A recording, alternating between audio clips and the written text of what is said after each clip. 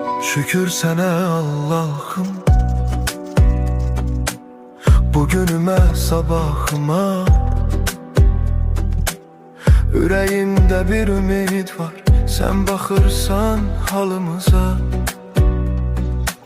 Şükür sana Allah'ım, yolumu düz saxla hər an. Qəlbim yorulsa da bəzən sen verirsən mənə güman. Bir addım atıram, yenə sınaq çıxır. Dünya bəzən gülür, bəzən də yandırır. Amma mən bilirəm, tək deyiləm heç vaxt. Sənin adın var içimdə, mənə yetər bu haqq. Evimə bərəkət, canıma səhət, qəlbimə təmizlik, dilimə məhəbbət. Hər kəs öz payını halal qazansın, Allahın nuru ilə qaranlıq dağılsın. Ya Rabbim gəncə güc ver, yaşlıya sən ver. Qəmli olan ürəklərə biraz rahatlıq ver.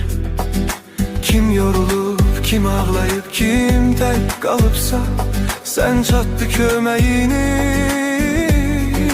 gecikmə Allah'ım.